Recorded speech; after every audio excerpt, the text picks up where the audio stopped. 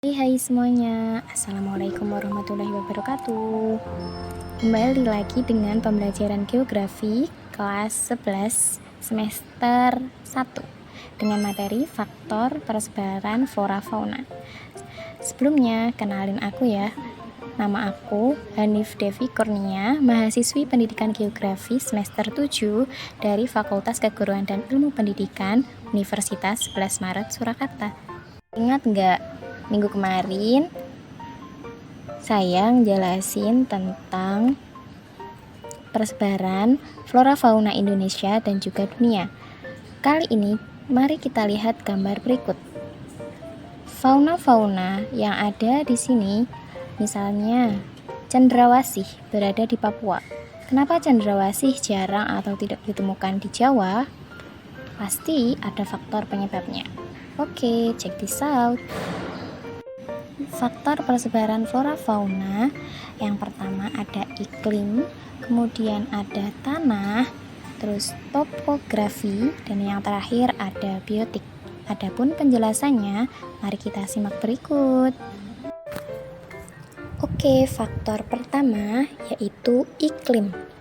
Iklim merupakan keadaan cuaca rata-rata dalam waktu 1 tahun yang penyelidikannya dilakukan dalam waktu yang lama dan meliputi wilayah yang luas. Pada gambar di sini diberikan contoh iklim berdasarkan matahari.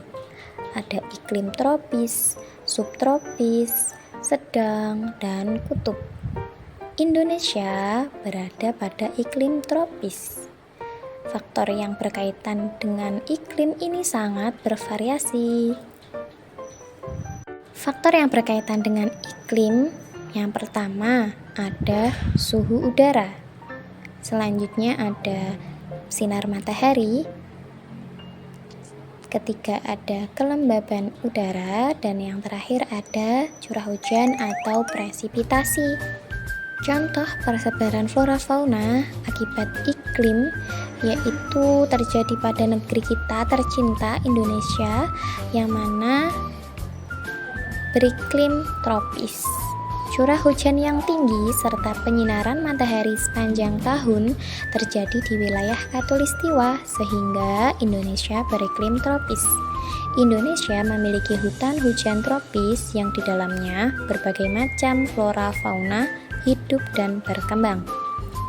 Setelah faktor iklim, selanjutnya ada faktor tanah atau edafik. Faktor ini memiliki nama ilmiah sebagai faktor edafik yang berasal dari kata edapos, berarti tanah atau lapangan. Jika kita melihat persebaran flora dan fauna dari faktor tanah atau edafik, berarti kita meninjau tanah dari sudut tumbuhan. Adapun faktor fisik dan kimiawi yang mempengaruhi pertumbuhan tanaman diantaranya pertama, tekstur tanah. Apa sih tekstur tanah? Tekstur tanah adalah perbandingan relatif berbagai partikel tanah dalam suatu massa tanah, terutama perbandingan antara pasir, debu, dan lempung. Kedua, struktur tanah. Struktur atau pengikatan susunan butir-butir tanah dan membentuk agregat tanah dalam berbagai kemantapan bentuk dan juga ukuran. Yang terakhir, keasaman atau pH. Jika keasaman tanah berkurang, maka air akan mempunyai kemampuan yang kecil untuk menahan mineral-mineral yang nantinya diubah menjadi unsur-unsur hara. Contoh persebaran flora fauna akibat faktor tanah selanjutnya adalah tanah kapur dan aluvial. Pertama, tanah kapur. Tanah kapur mempunyai unsur hara yang jarang sehingga sifatnya tidak subur. Namun ada tanaman yang cocok ditanam di atasnya, yaitu pohon jati. Keberadaan tanah kapur ini banyak ditemui di wilayah Jawa Tengah, Jawa Timur, Nusa Tenggara, dan Maluku. Lain halnya dengan tanah aluvial. Tanah aluvial merupakan jenis tanah yang sangat subur. Tanah aluvial dapat ditanami berbagai jenis tanaman karena memiliki banyak bahan organik. Faktor selanjutnya adalah topografi. Faktor ini mencakup ketinggian dan kemiringan lahan. Perbedaan suhu sangat erat kaitannya dengan ketinggian suatu tempat. Faktor ini juga berpengaruh dalam persebaran flora dan fauna. Semakin tinggi tempat, maka semakin rendah pula suhu udara. Contoh yang sangat nampak ini pada Dieng. Vegetasi di Dieng didominasi oleh sayuran dan buah-buahan. Berbeda dengan vegetasi di wilayah puncak yang sangat dingin, akan minim sekali vegetasi yang dapat bertahan hidup. Dieng dikenal sebagai negeri atas awan, seperti pada gambar berikut. Yang terakhir adalah faktor biotik. Di sini terbagi menjadi 3, faktor manusia, faktor hewan, dan juga faktor tumbuhan. Adapun penjelasan lebih lengkapnya sebagai berikut. Contoh terakhir, persebaran flora fauna karena biotik ialah manusia melakukan jual beli bibit tumbuhan, lalu pembeli menanam bibit tersebut di daerah asal.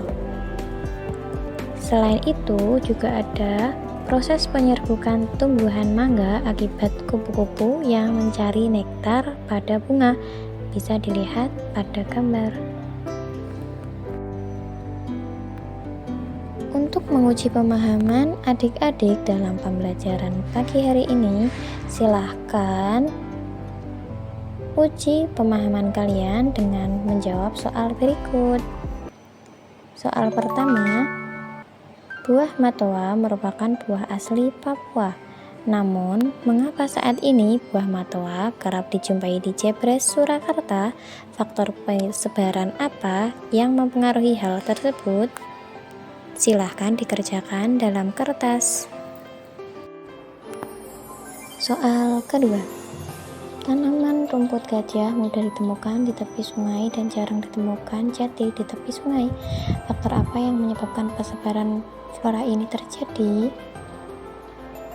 Silahkan dari kedua soal tadi ditulis dalam selembar kertas untuk menguji pemahaman sebelum kita bahas bersama-sama jawabannya ya.